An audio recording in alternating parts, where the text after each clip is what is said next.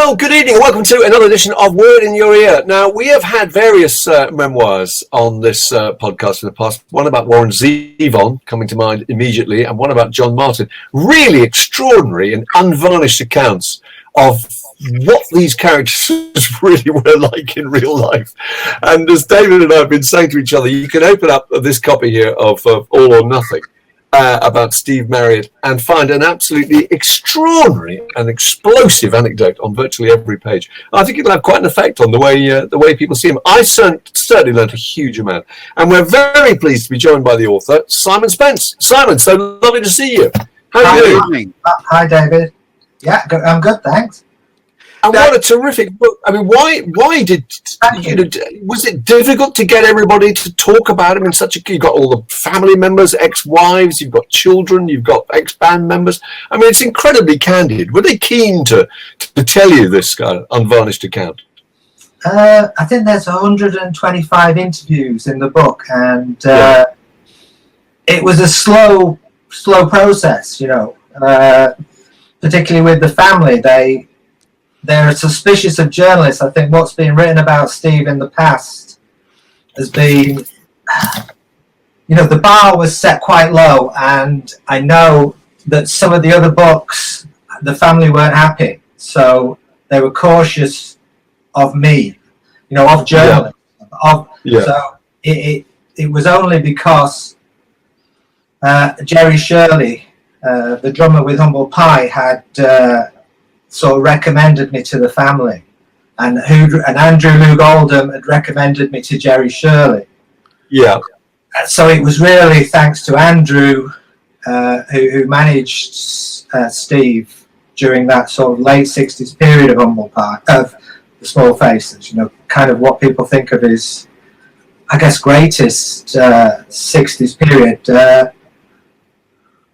You know, it was through Andrew really, and then Jerry, and then the family. So I went back and forth with the family, and I kept the family involved. You know, sometimes things would come out that aren't necessarily in the book. You know, it was, but the family were happy with portraying Steve kind of as he was. You know, I think. Right. Yeah. So, like you say, some of the stories that don't actually portray Steve in a positive light or as a nice person, you know, kind of thing. So the best of both worlds. For me, definitely the best of both worlds. You know, I got to put all these sort of crazy stories in the book, and also, you know, got the input from his family from a different side of Steve as well. So his relationships. Sorry, Dave, you can carry on. Well, no, we were talking before, and you said the kind of building blocks of this book were you did Andrew Oldham's books, Stoned and Two Stoned, yes, and then you did a Don Arden book. So you'd spoken to the two major management figures at that point.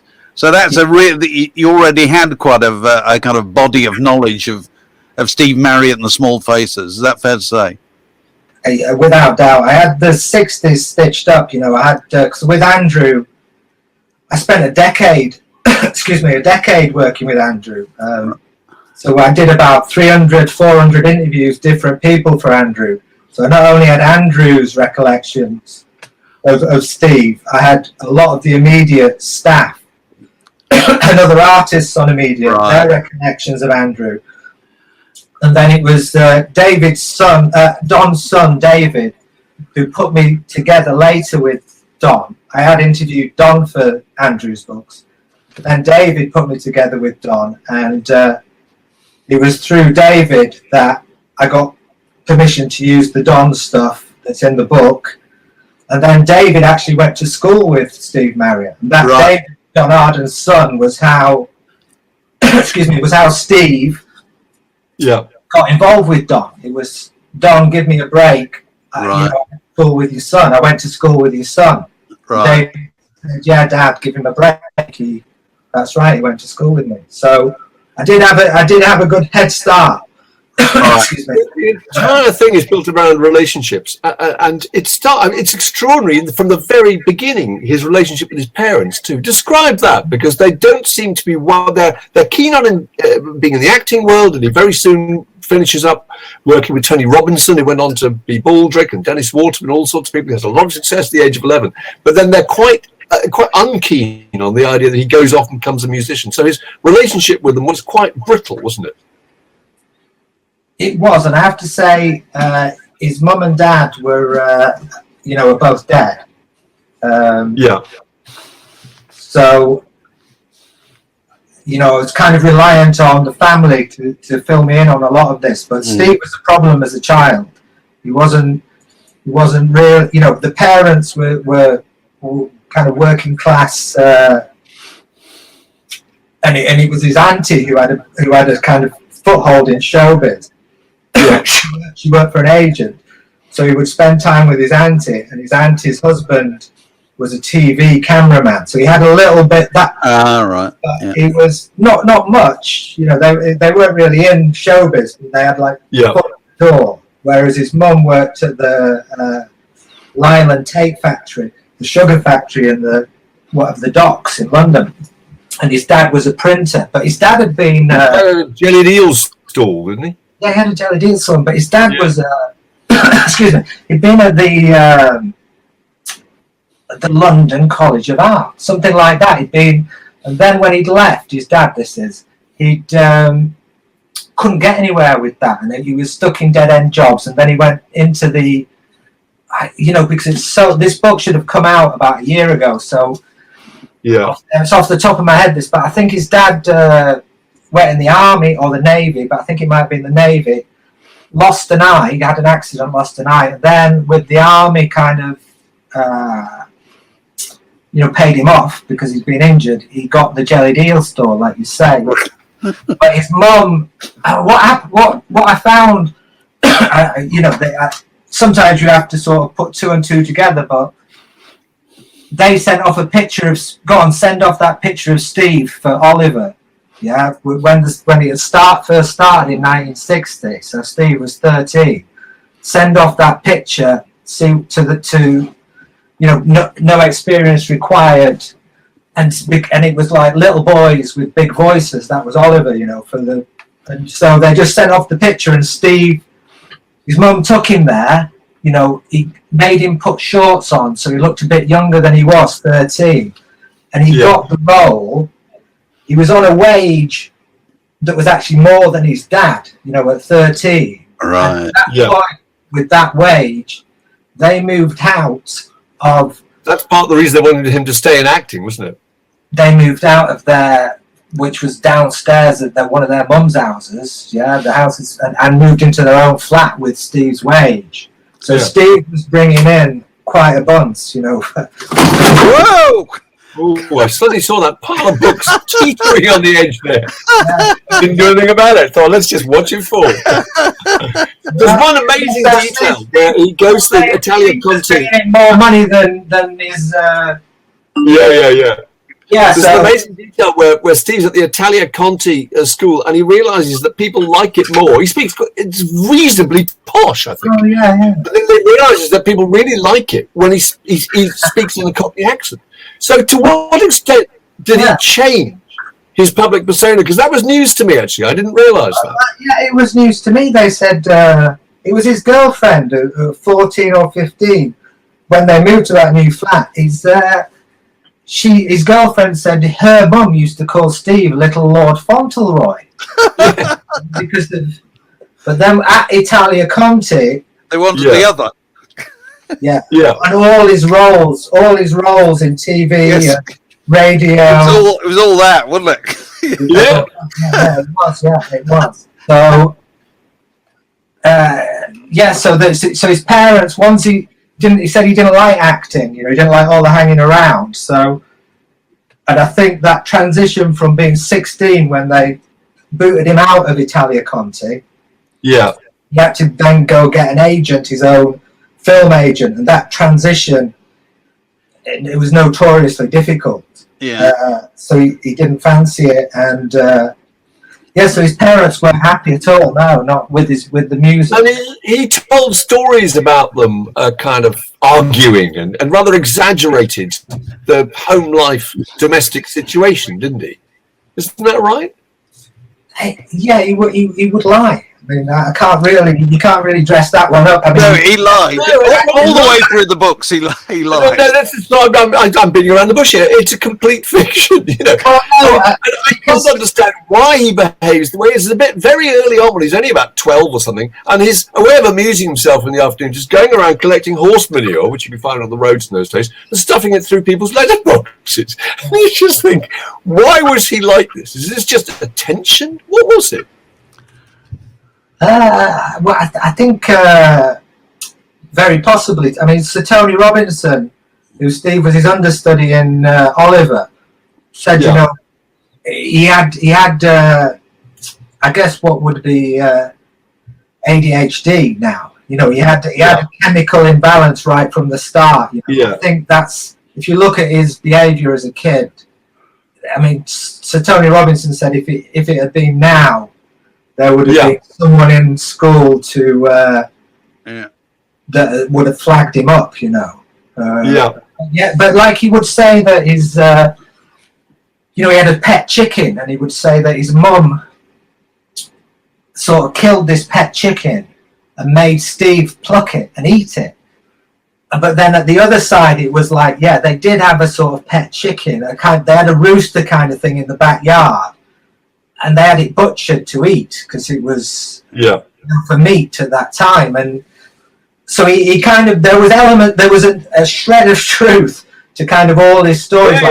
He burnt his school down, but you know, there was a massively exaggerated that story, didn't he? Yeah, massively, yeah. So I think it was a small fire that was put out, but actually in his kind of press release, as it were, he burned down his school. Perfect. Yeah, exactly. And that when the Small Faces started, these sort of stories, you know, obviously play well. We know to the media, you know, when you say school on fire, it's a pretty good one. But and then he would say, you know, that they locked him in the cellar as a kid, you know, for days. But he did exaggerate these things. But I don't think it was, you know, any kind of idyllic childhood by any stretch of the imagination. No, I'm sure it wasn't. He wasn't as horrific, I don't think, as he made out. I think, you know. Let's talk about the Small Faces. How important was the small bit of it? The kind of physical stature. I never met him. How tall was he? You didn't. I thought you two would have. I've seen Humble Pie many times. Never met Steve Marriott. How tall was Steve Marriott? You know, I think about 5'2". I mean, that's quite short. It can't be 5'2". Oh my lord, that's astonishing. Were they all the Small Faces were 5'2"? You pop them in your top pocket.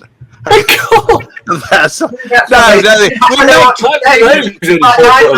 not very tall. I might be 5'7", or probably I'm 5'6". You know, I don't know. You know, but he's like people I spoke to. You know, like Tony Calder, who was Andrew's partner in Immediate Records, but Tony was with Steve before the Small Faces, when Steve was with the Moment, and there was an element of small man syndrome to Steve, is what Tony said. Yeah. And many people said, you know, well, I'm 5 foot whatever, and I towered over Steve, so he can't have been, you know, 5'2" maybe. Yeah. I mean, obviously in the press release they were slightly taller. Yeah. But that's what Don Arden said. You know, that was the impact. You know, they had a tall one at the start. But these 4 little Oliver twists opening up with this massive, powerful sound. Yes. That was the impact. Yeah. But Steve already knew that. You know, that's the joke in the book, and he says to David Bowie, doesn't he? You know, because they were going to have a band, David and Goliath. Yeah. You be David, I'll be Goliath. Yeah. So he and then with the Small Faces, he already had this idea. Will be like, the name, the Small Faces, you know. it's the shtick, I think, is what they say. So 4 little kids and big amps, and so he wasn't that tall. So Boulder is an amazing part but of on the story. stage, like he could very early on. He was like 60 foot tall. So Right. it's one of those, isn't it? Yeah. So they were managed by Don Arden during the kind of their pomp as a pop sensation, all or nothing and so forth. Yeah. And he pretty much put him in a house, didn't he, in Pimlico? Belgravia, was it? Yeah. Oh, was it? Well, whatever. Yeah. And a house fit for the young Prince Charles is how Don was. Yeah. Oh, is that how he did? Yes, he did describe it as that. Don didn't just manage them. Don created the small faces. There's no ifs or buts about that. Don simply made them. Did he think there's a bit where he first meets them? They're like and it's harsh to say. But there's a bit where he first meets them, and they're they're incredibly poor. They've got absolutely nothing. They're desperate for just anything, for clothes, cash, whatever. Did he see them? Because he finished up giving them, superficially, a very good life. There's a little bit of wages. There was some cars. There was an expensive account in Carnaby Street. Whatever they needed was taken care of. But the bigger picture, obviously, we'll talk about in a moment, became rather catastrophic. Did he think that they were particularly ripe to be exploited, particularly young and particularly naive? No, I don't think so. I think Don loved Steve Marriott. And I think Steve Marriott loved Don as well. It wasn't a case of exploitation. Don didn't do anything wrong. Don did everything right. He gave them what you're going to do about it. They were his staff writers. Yeah, he dressed them. Yeah, put them in the house. He gave them the Jaguar and the Beatles chauffeur to drive them around. He did everything for them. He said they were ungrateful. When they wanted to work with Glyn Johns, the Stones engineer, and Don wanted them to stay with his man. And he puts them in the house, doesn't he? And all these people, Steve Winwood, Marianne Faithfull, and Eric Burdon, the Beatles, the Stones, people are turning up at all their parties. Yeah. They've had two reasonably sized hits at that stage. I mean, what effect did that have on them, that they got so much attention from these incredibly successful musicians? Did they think that their bigger success was guaranteed? Did it make them lazy? I don't know. Well, Shalalalali. That's the story. He goes into a club and it's Long John Baldry. Here comes Steve Marriott, soul singer. Shalalalali. There was an element of, after that, they were pop idols. They were, but maybe All or Nothing changed things for them. After Shalalalali, All or Nothing was sort of a game changer, really. That hit. They left on after that. They left on, but Don produced that song, so I know Don gets a very bad press. But you're right. He did construct the group, didn't he? And tell them, this is what you wear, this is what you play, this is how these are the gigs you're going to do. Everything was organised by him. He worked them hard. Yeah, he had a. I'm not saying Don was an angel. But I don't think the 60s music business was any better for an age. There's a detail where they play Ready, Steady, Go one night, and then they're driven to Birmingham, and they play not one, but 2 dates in Birmingham. And then after that, I think drive to Manchester to prepare for the 2 dates they're going to play in Manchester the next day. And it's all in one day. It's absolutely incredible. Yeah, and people's nervous system survived. Well, Steve didn't. He collapsed a number of times. He was taking, drinking, obviously loads of marijuana and speed. He was. Gosh, I should know this because of who I'm working with now. But it was, liquid speed. He collapsed. He collapsed on TV shows. He was worked hard. Don worked them hard. So they did a lot of gigs. Yeah, always these, like as you say, two shows per night. And then after Shalala Ali, it was Screaming Girls as well. So Steve didn't enjoy it. I think Steve wanted to leave the Small Faces sort of 68, early 68. He'd had enough. Yeah. Putting together, like you said, musicians who he liked. Even though sort of like Jimmy Page wanted him to be the first singer of Led Zeppelin. Yeah. Other musicians recognized that he was maybe the most talented, of that 60s era, as a singer, and guitar playing was pretty good even in those days, and keyboards and drums. If you don't do it, I'll do it. He would, in the studio he would, and like Prince, they said, and so I think around 68, Lazy Sunday probably finished him off. He wanted to get a heavier band together. It was that. See, that's a strange part of the book for me, because I Lazy Sunday, and Ichiku Park, I suppose, are almost my favourite records that they made. But to him, he was very disappointed by them. Yeah, I know. They were both, I think, quite gimmicky, and they had a kind of novelty thing to them, and they weren't what he was trying to do. So I was sort of astonished to discover, actually, because he didn't like them, did he? Well, it's difficult because I did, so this is, and then they would say, and this is now Shalalalali, another, I did a radio thing, Shalalalali, another track Steve Marriott didn't like, but I love Shalalalali. Lazy Sunday, so I've told a story about how he doesn't like Lazy Sunday. Here's Lazy Sunday. Great songs, but it was that era where I'm struggling to think of the names of the band, but Blood, Sweat and Tears. Not Captain Beefheart, maybe Captain Beefheart. He was starting to listen to different musicians, and he wanted to, the band, he wanted to get into that sort of thing. The Lazy Sunday, he felt had kind of, a millstone around his neck, I guess. Right. Yeah. Just tell us something about the women in his life, because you focus on that quite a bit throughout the book. Right. There's three wives. Is that right?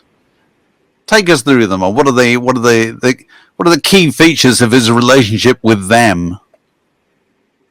Well,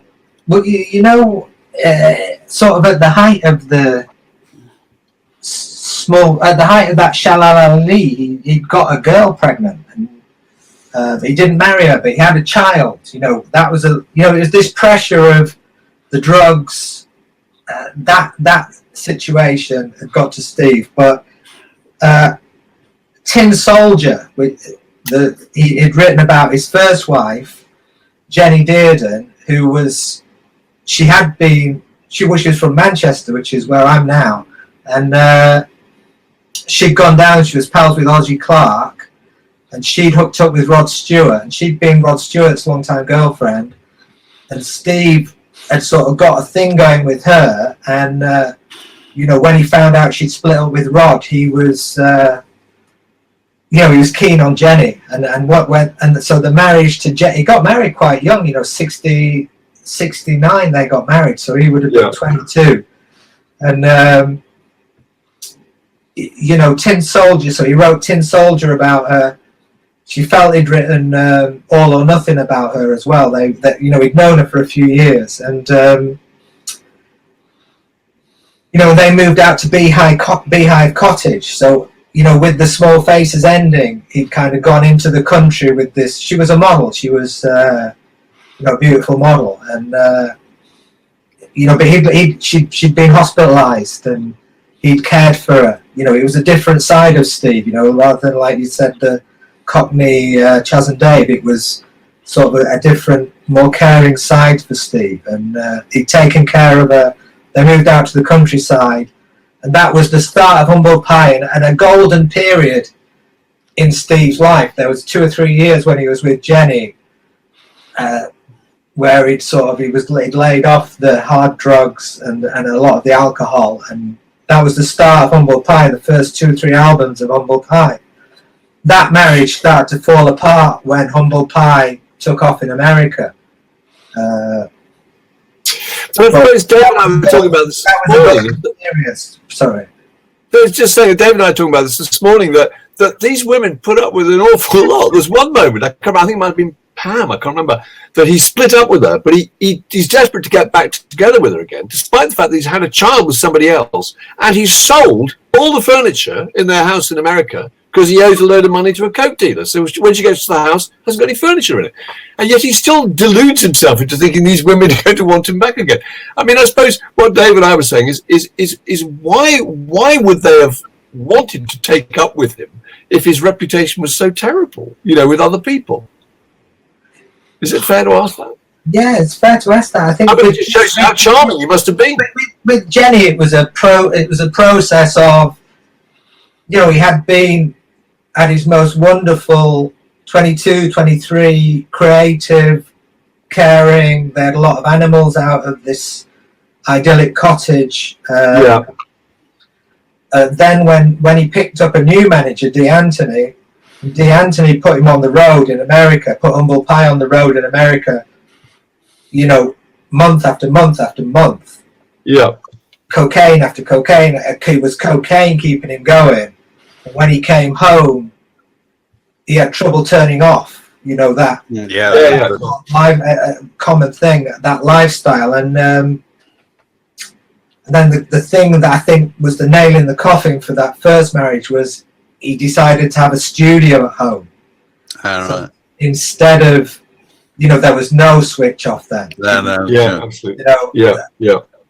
And but with his second wife, Pam, who you mentioned, who she met him. She was young, and she'd met him on the road when he was in America toward the end of Humble Pie.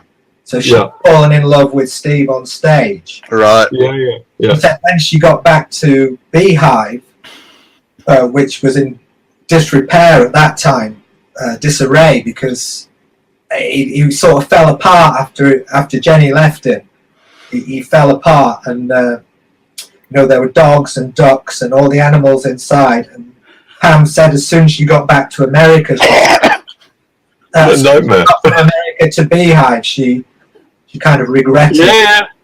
But she stuck with Steve. She was good with Steve. But she said, when I saw pictures of the small faces, I couldn't believe it because, I couldn't get him to have a bath. I had to, once a week maybe, and he was, I couldn't recognize that crisp, like you said, crisp sort of well-dressed lot. He was a mess. They had no money, at the end of Humble Pie. He'd spent it all, and he was hooked on. He was heavily into cocaine, and he was heavily. Well, that's a mortifying part of the book. Is that Humble Pie was so good. I mean, they made some great records. They were wonderful on stage. They were thrilling, brilliant on stage. Weren't they fantastic? we just love them. Well, you don't hear that enough. I mean, when I started, I must admit, getting to Humble Pie was a bit tricky. The 70s, I thought you better have a spliff, if you want to enjoy Humble Pie.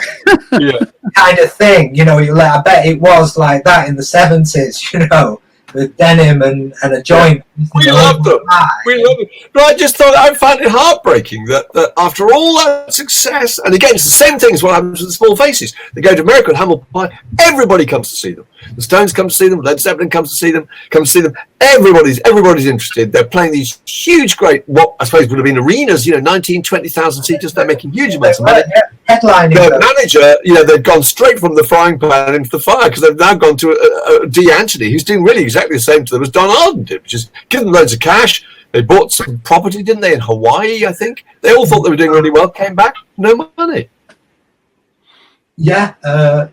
Well, again, D'Antoni was an interesting character because, D'Antoni was, again, like Don, had helped shape Humble Pie shape them for the American market.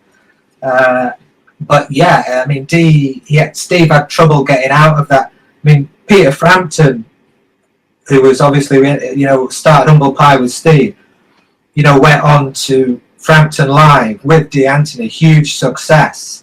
And Peter Frampton again built around a live album, wasn't it? Like with as with Humble Pie. Yes, same thing. He had been involved in the Joe Cocker album, you know. Yeah. This thing, you know. But Dee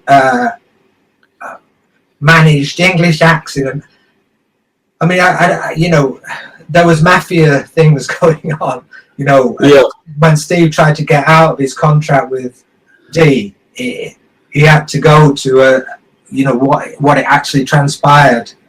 I mean, it was mentioned in other books, but not accurately. But accurately, he went to what a kind of mafia. It was a wedding, but it was like a mafia meet, and Steve had to go there to say, "Can I get out of this contract with Dee?" And the mafia said, it was the Pagano family said, Dee had done something for them, and no, you can't. That's it. I'm sorry. That he went with Pam, his second wife, and he couldn't get out of that contract. But he had so much bad luck. And he had some incredible good luck too. But I mean, there's a bit where I think the day that Brian Epstein dies is the day that Brian Epstein is going to ring them, I think, to say that they're going to take on Small Faces. yeah, The day Brian Jones dies, I think, is the day that Brian Jones is going to come down and jam with the band and possibly join. So all these extraordinary things happen. yeah. But I did not put those two together. But yeah, you're right. Yeah, and but I think he made his own choices. He He did. Yeah, he did. No, he did. Arden said he was the kind of guy who liked, you know, gangster pals. He liked that sort of thing. He did, and loads of rock bands do, and they don't like to admit it, but they like the idea of my bully is bigger than your bully. Oh yeah, Led Zeppelin being the best. They love that idea. Yeah. You know. Well, And then when they finish up a situation where they're imprisoned by these gangsters. You know, But I do think it's interesting. One of the things that comes out in the book is Dee Anthony. Was it Dee Anthony used to work with? Was it Tony Bennett or Jerry Vale? I can't remember. But he was kind of he started out with Tony Bennett. Yeah. Tony Bennett. So he kind of knew Vegas rules, didn't he?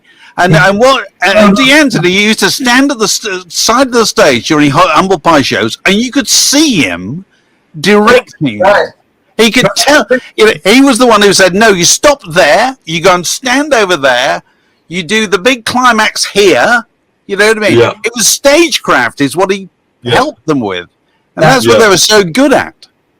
Yeah, that's exactly. And he had a whistle that he would blow if they were singing, you know, if they were on stage. So, you know, a pint of blood. You know, you know, you're not coming off stage without a pint of blood. And No, he was really good. And also Jerry Shelley who is quoted throughout the book. And Jerry Shelley is obviously an excellent witness who worked with Steve Marriott pre-Small Faces. Is that right? Did it? Steve Marriott produced, maybe not pre-Small Faces. Steve Marriott produced a very early record Jerry Shelley was involved in. Jerry Shelley says that what Steve was really good at, which really comes out during Humble Pie, is he understood climaxes and dynamics really well. Nobody understood it better than Steve Marriott. It was the drama that he could generate with his singing and his playing was quite unique, I think, really, you know. And it was this little guy who opened his mouth and suddenly this bloody enormous sound came out of this tiny guy. I think maybe some of that dates back to his showbiz, you know, his child acting. I'm sure that's true. Absolutely. But Dee Anthony did put that idea in his head about, you know, getting audience participation. He was sort of a master. He was absolutely what he was. But if you think about him at the age of 12, being, you know, on stage in the West End and looking for reaction all the time from people from different parts of the audience and reading that reaction and building on it, then he was in a perfect position to be a real master of stagecraft, wasn't he? Unlike a lot of other rock musicians. One of the acts who supported them, I think, Humble Pie, was Bruce Springsteen. And Bruce Springsteen must have picked up a lot from this. It's all about pulling people closer, you know. It's all about making people feel part of it, you know. Yeah, they're really good at it. And being a gang, the dynamic between them. Yeah. Again, why it was so heartbreaking, because the relationship between him as a kid, I used to think the relationship between him and Peter Frampton on stage was magical. They were fantastic to watch. And it seemed so heartbreaking that it all went wrong so quickly, you know. But also interesting that within 2 years of Frampton... Humble Pie had a longer career than the Small Faces, no? Probably. Frampton was replaced, wasn't it? 69 to 75, Humble Pie. So. Yeah. Sure, but Frampton was out of Humble Pie, earlier on. After the third album. The fourth album, the live album, Frampton.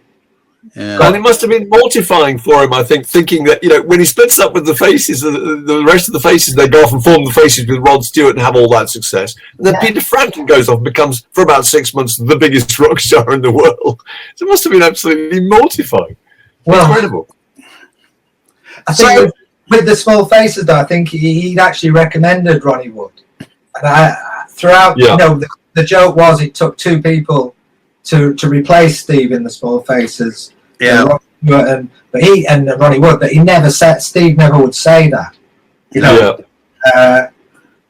But with Frampton, because Frampton took off in '76, Steve was on the skids then.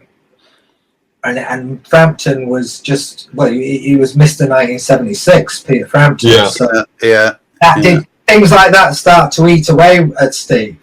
And from from 76 to his death, 91, it's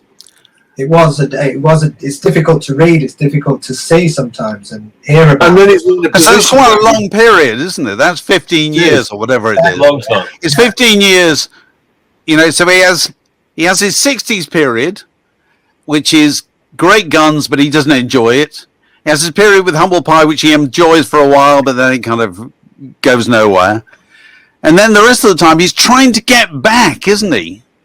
He's trying to return to some kind of position, you know, either on his own or with the reformed Small Faces or a reformed Humble Pie. It's kind of sad, isn't it, really? It's kind of sad and kind of funny and kind of heroic, I think, in some ways, because after the end of Humble Pie in '75, he was broke. I mean, not through, you know, significantly through his own fault with money. He just was terrible with money. I mean, there's a story he's got 2 Aston Martins that I think are probably worth millions now or hundreds of thousands, and he's in the garage with a hammer sort of smashing it up himself, you know, saying, no, I'm not taking it to a garage to get fixed, I'm going to do it myself. And he's taken like an hammer to the bodywork. So, you know, and the money goes quickly. You know, he's spent all this money on a studio, and then he's just forever, you know, his second wife said, you know, he'd go and record something that sounded great, then he'd spend the next sort of 4 or 5 days high on cocaine, not sleeping, adding more and more until it sounded awful. So it was so although Don D'Antoni did get them to sign contracts that weren't exactly to the benefit of the band, you know, they did sign them. You know, they were sort of like, where's the cocaine, where's the pen, and signing stuff. So at the end of 75, 76, when he was broke, you know, he had and tied to the mafia, he had to struggle, you know, to get through these next years. You know, it was a struggle. But also his debt was so bad that every time when they try and get Humble Pie together, they're offered a huge amount of money, but by the time all the money's gone to pay off Steve's debts, there isn't very much left for anybody else, you know. And the same thing happens with the rather tragic Small Faces reunion too. It just, he's having to go back and resuscitate things from the past. But it's interesting that when, you know, in most biographies of rock stars, when they die, the cliche always is, but at that stage, it was all turning around. And they'd suddenly made some of the best music they'd made for ages, and there was all the record deals were in place, and the relationships were made. And reading your book, I got the impression that really was true of him. I don't know if I'm being naive, but he did patch it up with all the members of the bands that he fell out with. And there was a deal going on, wasn't there, with Frampton, that they were making a record. And things seem to be quite optimistic. He had some terrible incident where his wife, I don't know, crashed a car in America and they had to come back for lots of reasons, didn't they? And then all suddenly fell apart and he died, But I mean, at that point, things were looking like they were coming together.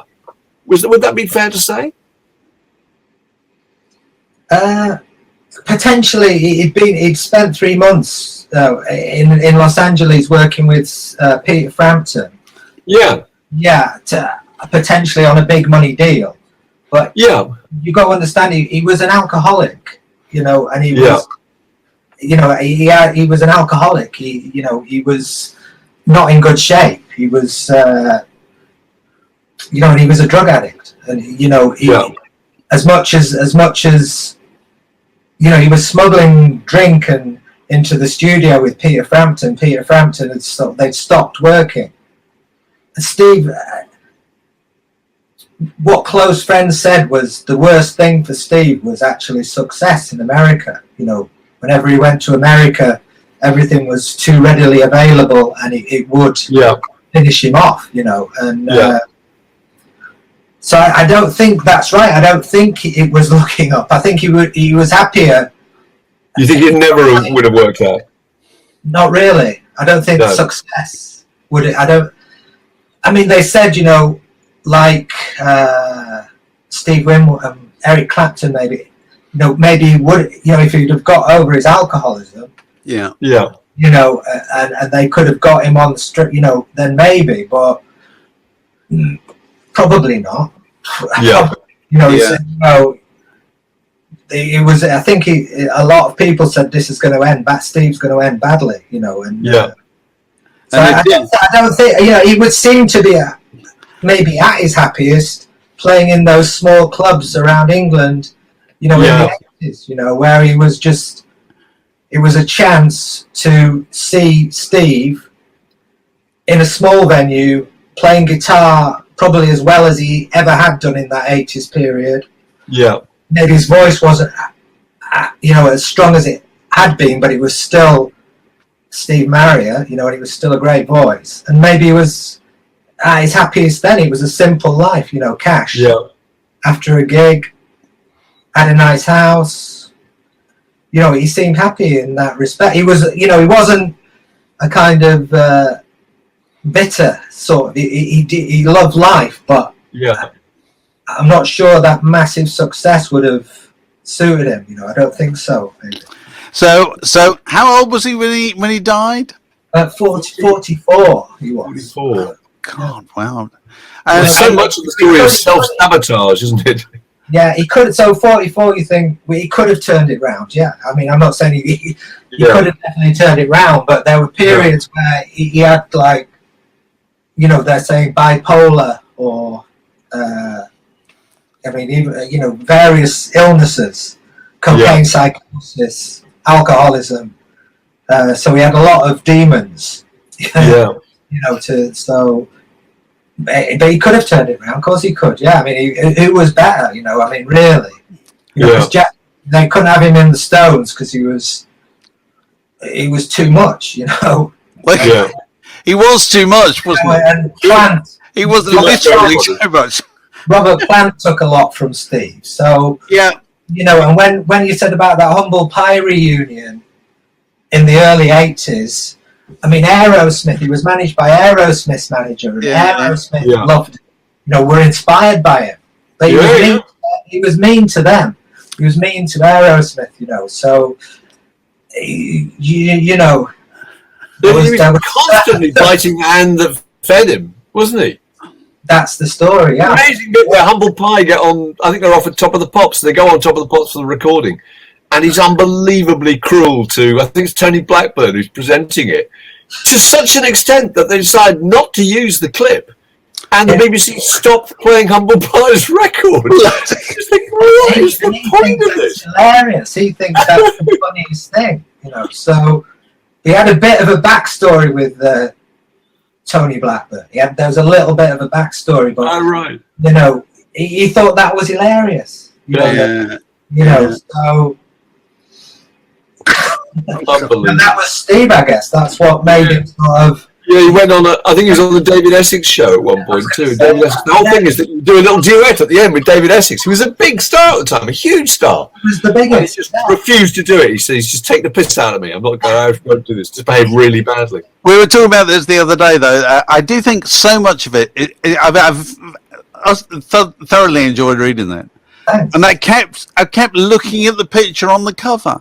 Yeah, and just thinking that was the root of all these problems. Was he looked like that? yeah. He looked like an angel. He looked absolutely beautiful. Yeah, And and we still say, we often say on these podcasts that the most beautiful performance and image of a pop group of any kind is the Small Faces and P.P. Arnold doing Tin Soldier, which you can see on YouTube. Go and look at it.